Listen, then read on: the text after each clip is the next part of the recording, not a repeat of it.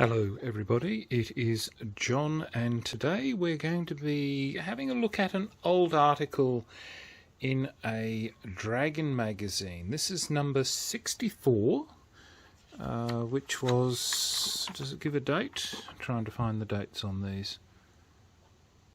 No, it's just, there we go, August 1982.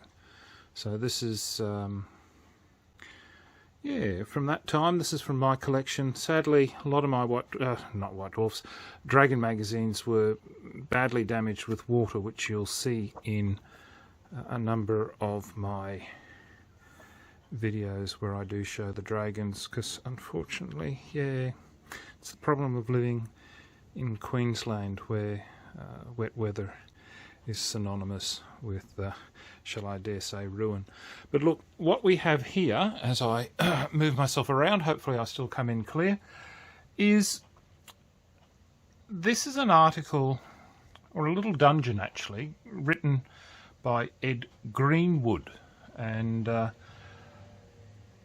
it's an assassin's run, and it's one of the things that we had in the early days with Dungeons and Dragons, is that the thieves and assassins, or more precisely thieves anyway, would have to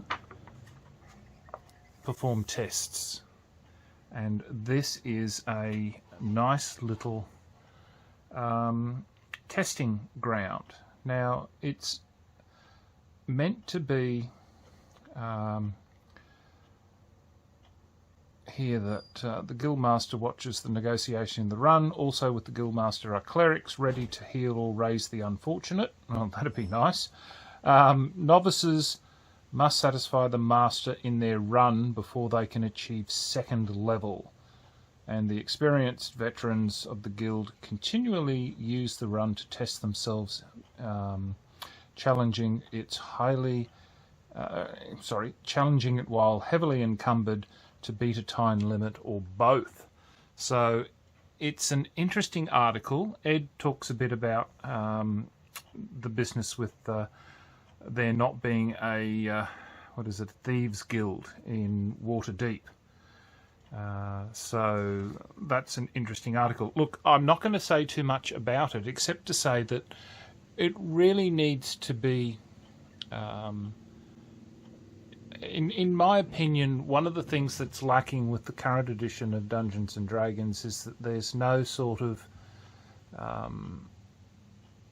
I don't like to use the word enforcement, but there's no requirement for the things that used to be in the early editions of D&D. Like, for instance, with the Druids, there's only so many levels of, of Druids available, and... this is an interesting little dungeon. You can obviously run it as purely one as part of the thieves, thieves entrance test, or progressing to second level. Is that's there? But I can already hear people already arguing. Look, I want to run my character the way that I want it to. I don't want you to pigeonhole me into doing things. Well, sadly, the real world doesn't work that way either. So the real world forces you that you need to, adhere to certain, requirements. Like, for instance, good old COVID. Everybody had to get the jab. If you didn't adhere, then you didn't get access to, medical services and things like that because you decided to not follow the rules. But this is the case here with the thieves. It's an interesting dungeon or testing ground. I guess I always revert to the word dungeon because it's what I guess I'm used to. But this makes an interesting look because it's not until you get to the other side here that you actually see how this system works, how it all comes together. So it's I like it. I think there really does need to be more sort of requirement testing levels, because otherwise there doesn't seem to be a lot of rhyme or reason towards having characters and progressing. So yeah, so that's just something I thought I would share.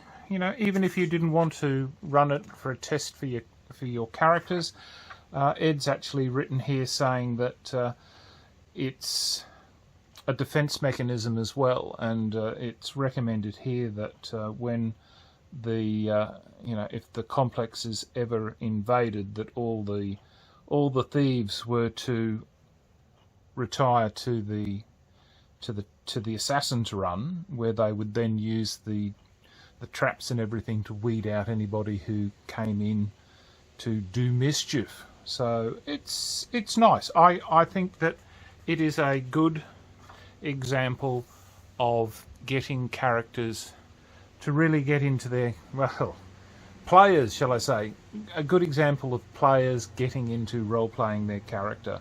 So anyway, look, that's my 2 cents worth, or 2p worth, and I shall see you next time. Thanks very much for watching. Signing off, the Honourable John.